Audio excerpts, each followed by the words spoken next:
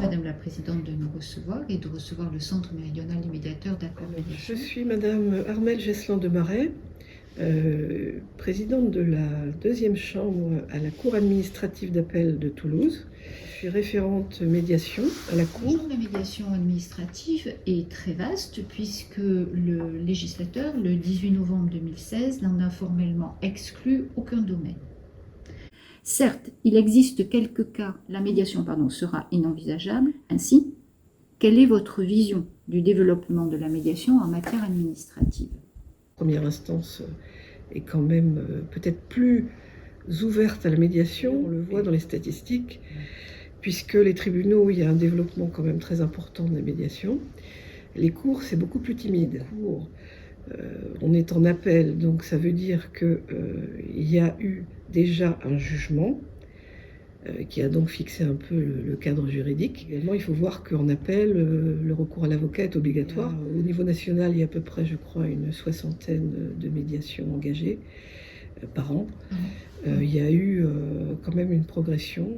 Dans notre cours, on a eu, depuis l'ouverture, 10 médiations engagées, avec quand même 48 propositions de médiation faites.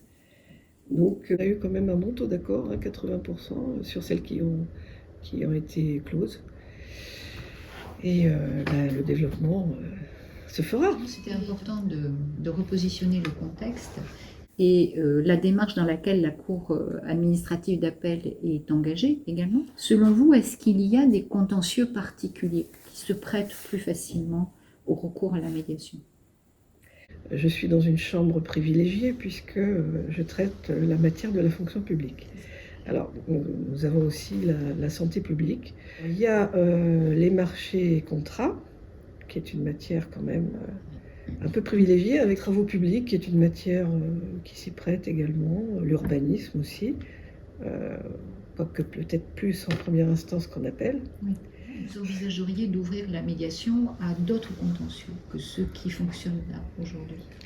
Alors il n'y a pas d'a priori on n'a pas de contentieux qui soit complètement exclu du domaine, sachant qu'il y a eu des possibilités dans le domaine notamment du contentieux de la fiscalité. Les étrangers, il y a eu des tentatives également, le contentieux des étrangers.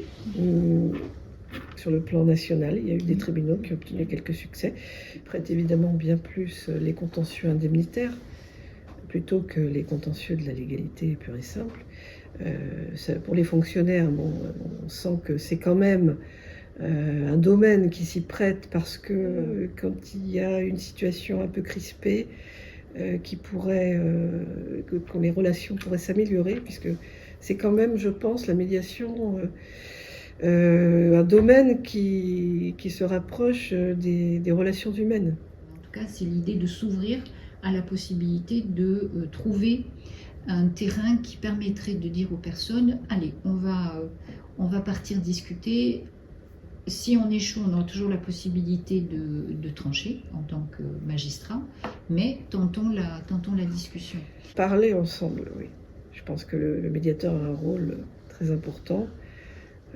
Poser les problèmes, aborder les non-dits et donc pacifier les relations.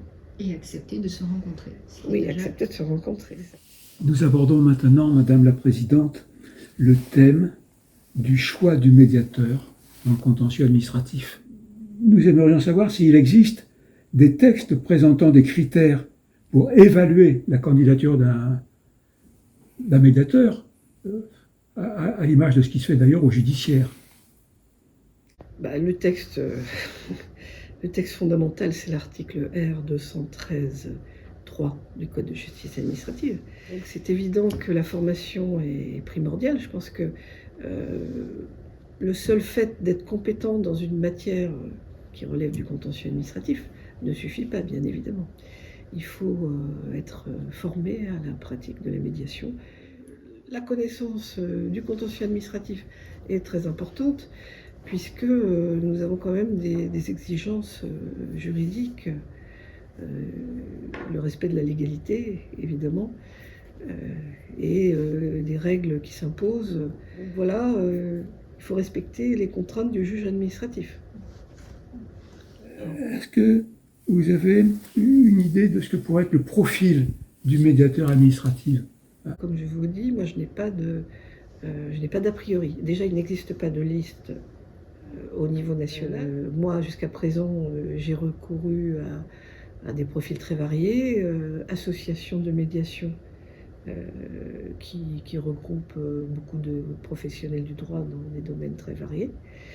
Médiateurs individuels spécialisés en contentieux administratif, anciens conseillers d'État et ancien président de tribunal administratif. S'agissant des compétences propres à chaque médiateur, là, comment appréciez-vous ces compétences propres et êtes-vous attentive à leur formation continue? La formation continue, je pense que ça relève de la responsabilité du médiateur lui-même. Donc on fait attention évidemment à ce que les médiateurs soient tout à fait formés. Après, sur la spécialisation, enfin, il faut essayer de trouver donc au cas par cas, en fonction des litiges qu'on va soumettre à la médiation, on va essayer de trouver un profil qui convienne. C'est très empirique. Est-ce que vous pouvez choisir également le médiateur en fonction du guide qui a été proposé par le Conseil d'État? Le guide, effectivement, c'est un outil de travail. Mais bon, les critères qu'il définit, finalement, bon, on les suivait déjà. Une fois que le dossier contentieux est apprécié comme pouvant s'ouvrir à une discussion amiable, comment est-il procédé? Chez nous, à la Cour, le président de la Cour se réserve la faculté de désigner les médiateurs. Alors, sachant que moi, le choix se fait par moi, référente médiation, qui recherche les médiateurs. Après, le président souhaite garder un œil sur la médiation et donc ce ne sont pas les présidents de chambre qui désignent le médiateur. Mais par contre, les dossiers sont évidemment proposés par les chambres et les présidents de chambre sont quand même très bien placés pour détecter les dossiers qui peuvent s'y prêter. Puis, bon, effectivement, les dossiers sont examinés aussi à plusieurs stades.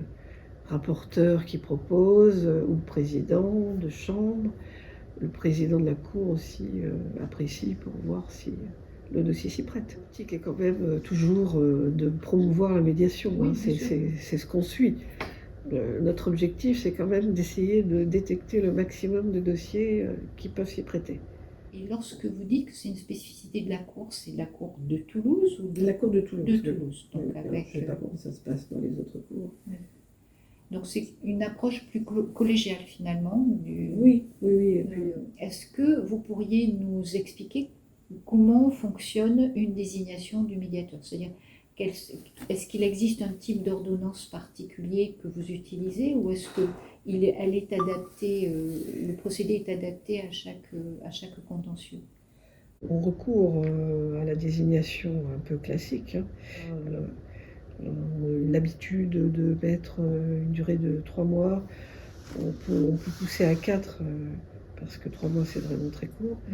Et on m'a demandé justement dans la pratique de faire débuter la durée à la première réunion. Après, bon, c'est au médiateur de demander le renouvellement de sa mission. Je pense qu'on est assez souple sur la durée, même s'il y a une durée qui est au départ un petit peu limitée à 9 mois.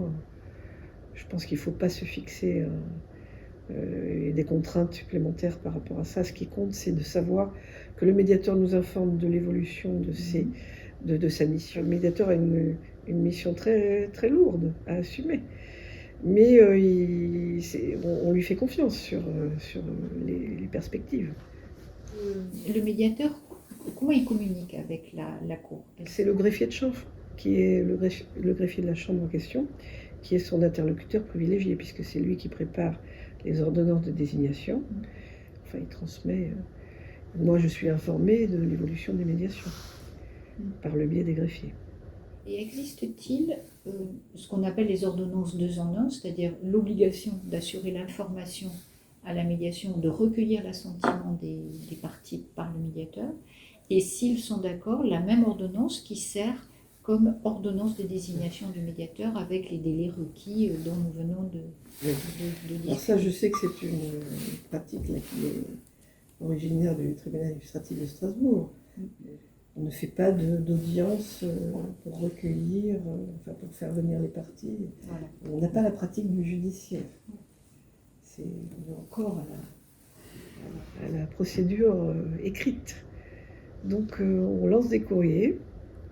Il est peut-être venu le moment, en guise de conclusion, d'élargir la réflexion et de se poser la question de savoir comment réagissent chacun des acteurs de la médiation. Est-ce que vous pouvez nous dire comment ou quel accueil est réservé à la médiation par ces acteurs? Les magistrats rapporteurs sont très sensibilisés à la médiation et sont les premiers acteurs de la détection de dossiers susceptibles de s'y prêter.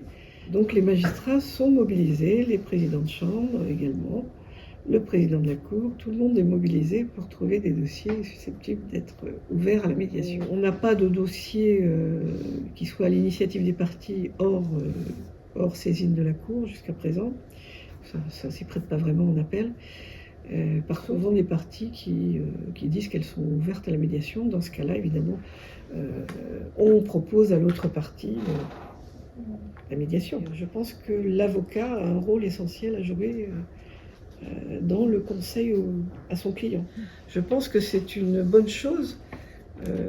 Ça peut permettre de faire évoluer le litige, même par rapport à la première instance. Eh bien, je vous remercie de ces réponses. Bien, merci.